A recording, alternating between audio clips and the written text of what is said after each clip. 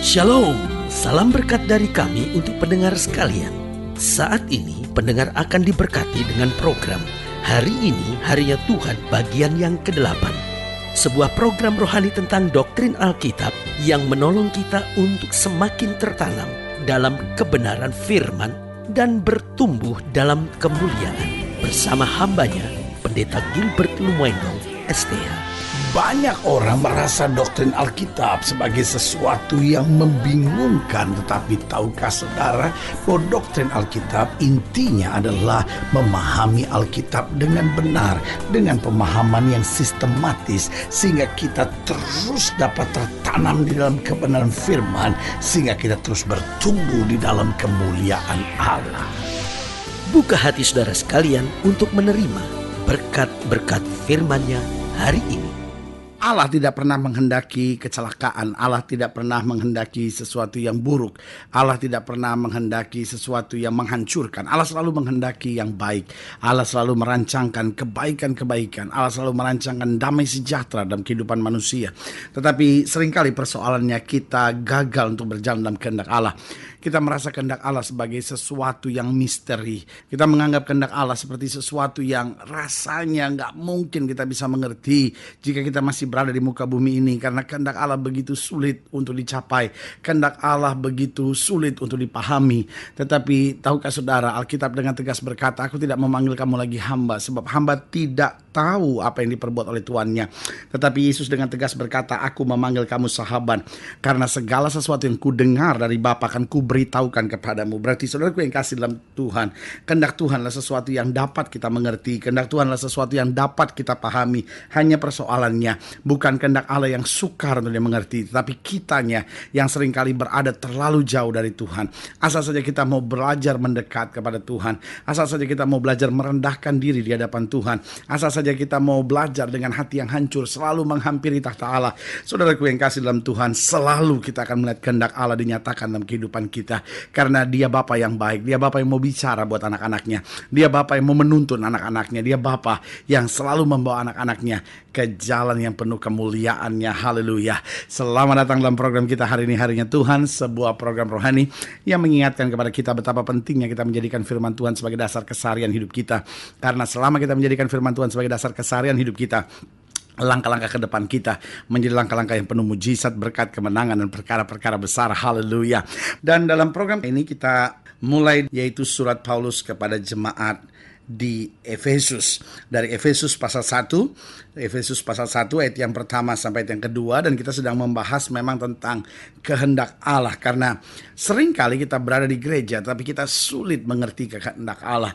Kadang-kala banyak orang bahkan melayani Tuhan tetapi gak mengerti kehendak Allah dalam hidupnya. Makanya tidak heran orang yang melayani Tuhan tetapi iri dengan keberhasilan orang lain. Seorang melakukan sesuatu atau pekerjaan Tuhan melakukan sesuatu atau sebuah gereja melakukan sesuatu, dia ikut kerjakan apa yang orang lain ikuti karena dia lihat, wah ini kayaknya sukses ya, lalu dia coba ikuti, lalu kok dia gagal, akhirnya dia frustasi sendiri, dia kecewa, kok saya udah coba berbuat yang terbaik, kok saya gagal. Saudara gue yang kasih dalam Tuhan, karena kita memakai prinsip duniawi, bagaimana belajar dari keberhasilan orang. Tidak salah belajar dari keberhasilan orang, tapi setiap orang, khususnya setiap saudara yang melayani Tuhan, kita harus tajam dalam memahami kehendak Allah. Apa loh kehendak Allah buat saya? Ada orang-orang tertentu yang bekerja dengan jalan yang Tuhan tunjukkan buatnya dan sukses. Tapi waktu kita ikut apa yang dia kerjakan, karena Tuhan gak perintahkan kepada kita, maka kita tidak bisa sukses. Karena sukses sebetulnya berada di jalan kehendak Allah. Haleluya. Nah, saudara yang kasih dalam Tuhan, dalam Efesus pasal 1 ayat yang pertama sampai ayat yang kedua, demikian firman Tuhan dari Paulus, Rasul Kristus Yesus, oleh kehendak Allah. Perhatikan baik. Jadi Paulus ngerti betul posisinya sebagai Rasul Kristus Yesus, bukan karena manusia, bukan karena keinginannya sendiri, tapi oleh kehendak Allah. Kepada orang-orang kudus di Efesus, orang-orang percaya dalam Kristus Yesus, kasih karunia dan damai sejahtera dari Allah Bapa kita dan dari Tuhan Yesus Kristus menyertai kamu. Saudaraku yang kasih dalam Tuhan, meskipun perikop ini hanya merupakan salam pembuka yang Paulus sampaikan kepada jemaat di Efesus, tapi saya percaya punya makna yang begitu dalam sekali ketika Paulus berkata, dari Paulus, Rasul Kristus Yesus, oleh kehendak Allah. Dan dia jelas Kemana dia tulis suratnya? Kepada orang-orang kudus di Efesus. Siapa orang kudus itu? Orang-orang yang percaya dalam Kristus Yesus. Dan bagaimana akibatnya kalau kita percaya dan hidup dalam kekudusan? Ayat yang kedua, kasih karunia dan damai sejahtera dari Allah Bapa kita dan dari Tuhan Yesus Kristus menyertai kamu. Nah, saudaraku yang kasih dalam Tuhan, memang surat Efesus ini surat yang sangat spesial sekali karena mengandung banyak nilai-nilai yang luar biasa. Karena Efesus ini adalah surat yang ditulis oleh Paulus kepada jemaat di Efesus, kita ngerti semuanya. Dan surat ini ditulis Paulus ketika dia sedang berada di dalam penjara di Roma. Ditulis kurang lebih di tahun 60 Masehi. Nah, Efesus pada masa itu harus kita mengerti adalah kota yang sangat penting di Barat Asia Kecil, yang saat ini mungkin dikenal sebagai Turki, ya, Barat Asia Kecil itu.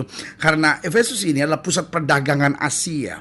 Dan karena dia pusat perdagangan Asia, dianggap sebagai sumber kekayaan, sumber kejayaan, sumber keberhasilan. Karena itu berdirilah di situ sebuah kuil atau temple untuk Dewi Romawi yang sangat dihormati, karena Dewi ini berhubungan juga dengan kesuburan dan berhubungan juga dengan unsur seksual di dalamnya, yaitu Dewi Diana atau dalam bahasa Yunaninya dikenal sebagai Dewi Artemis. Nah, Paulus menulis surat ini kepada jemaat di Efesus untuk mengingatkan kepada setiap orang percaya bahwa meskipun orang percaya akan melewati banyak tantangan, namun orang percaya adalah orang-orang yang kaya di dalam Kristus. Sejauh orang percaya itu tidak terpengaruh dengan pandangan-pandangan duniawi, tidak terpengaruh dengan cara-cara hidup duniawi. Makanya Paulus banyak bicara tentang peperangan rohani kepada jemaat di Efesus. Kenapa? Karena diingatkan bahwa orang percaya memang melewati banyak tantangan, namun orang percaya adalah orang-orang yang kaya di dalam kasih karunia anugerah Tuhan Yesus Kristus. Haleluya.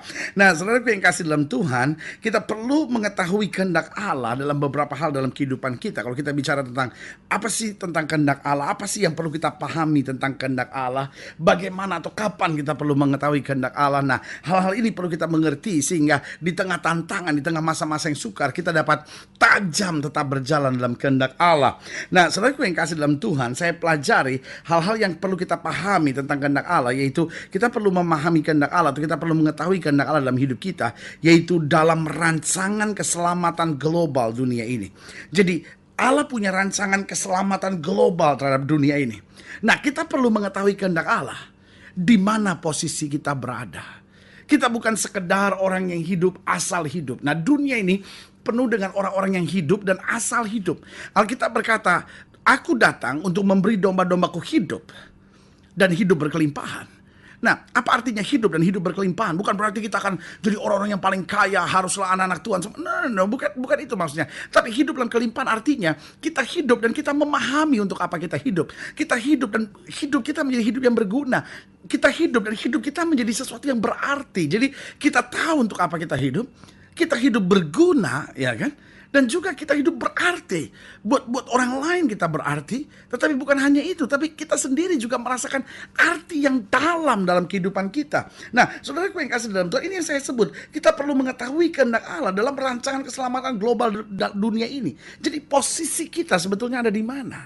Ya kan, sebagai ibu rumah tangga, apa posisi saudara? Minimal, ya kan, untuk membawa suami saudara, ya kan, untuk membawa anak-anak saudara, ya kan, untuk membawa keluarga, dan akhirnya anak-anak ini sudah didik kembali untuk menjadi saksi, untuk menjadi berkat, ya kan. Nah, begitu juga sebagai suami, apa tanggung jawab saudara dalam kehendak Allah tentang keselamatan global dunia ini, ya kan, bahwa kita jadi berkat di tengah pekerjaan kita jadi berkat, jadi saksi Tuhan. Nah, kalau kita tahu rancangan keselamatan global dunia ini dalam kacamata kehendak Allah, saudaraku yang kasih dalam Tuhan, kita nggak akan gitu merasa kosong dalam hidup kita, karena there is job to be done gitu. Ada pekerjaan yang harus kita selesaikan, saudara-saudara. Bukan sekedar saya anak Tuhan, ya saya percaya kapan saya berjumpa Yesus muka dengan muka di sorga nanti. No. Yesus sendiri berkata, Bapakku masih bekerja sampai sekarang dan aku bekerja juga. Berarti hidup Kristen adalah hidup yang memahami rencana Allah dalam kehendak Allah tentang keselamatan global dunia ini. Nah, yang kedua, kita perlu mengetahui kehendak Allah dalam rancangan perluasan kerajaan Allah di muka bumi. Jadi setelah kita mengerti keselamatan global dunia ini, maka kita perlu mengerti kehendak Allah tentang rancangan perluasan kerajaan Allah di muka bumi ini. Bahwa bukan sekedar keselamatan sekarang, setelah kita tahu tentang keselamatan, berarti sekarang kita tahu bahwa ada pekerjaan Tuhan yang harus kita sama-sama luaskan. Lewat apa? Lewat kesetiaan kita dengan gereja, kesetiaan kita dengan pelayanan, kesetiaan kita untuk berpikir. Misalnya sederhana, wah, di kantor kita kok belum ada persekutuan doa ya. Sementara ada beberapa orang Kristen, ayo kita cari waktu yang tepat. Kenapa kita nggak berdoa sama-sama? Atau iya ya, kenapa kita nggak mulai doa pagi bersama? Nah, jadi kita cari peluang bagaimana sebagai orang percaya kita jadi berkat.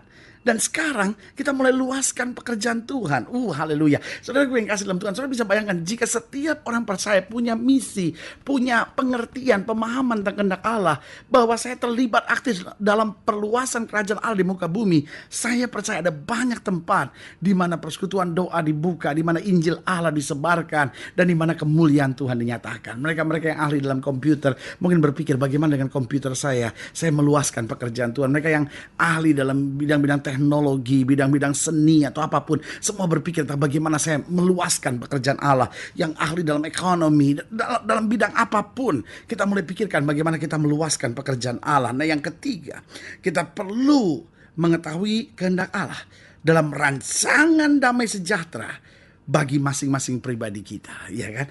Allah punya rancangan damai sejahtera bagi masing-masing kita. Tapi kita perlu kehendak Allah bagaimana, ya kan? Ada banyak orang bermimpi, aduh bagaimana kalau saya berhasil. Tetapi pada kenyataannya dia hidup malas, saudara.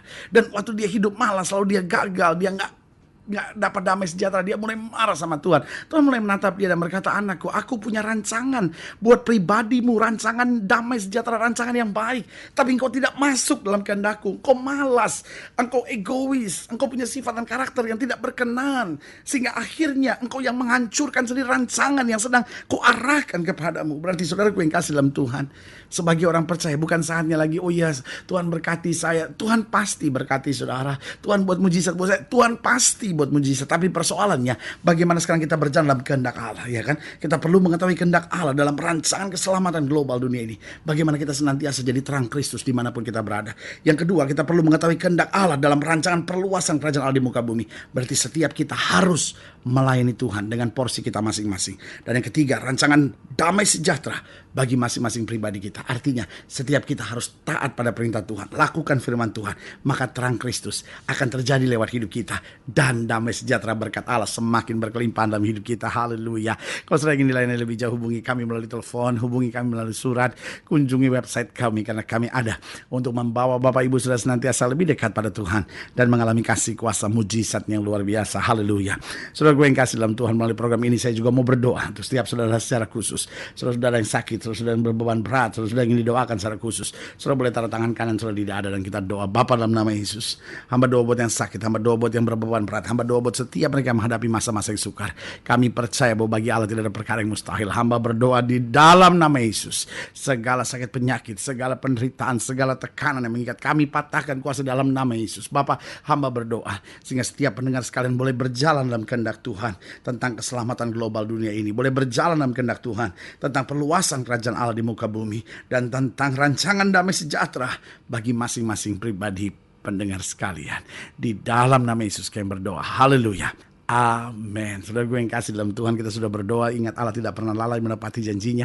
Inilah saatnya buat kita untuk bangkit bersemangat, bersukacita dalam menghadapi segala perkara, karena kita tahu Yesus kekuatan kita, Yesus pembela kita, Yesus juru selamat kita. Doa saya menyertai saudara. Sampai berjumpa pada program berikut, dan jangan lupa jadikan hari ini harinya Tuhan. Haleluya.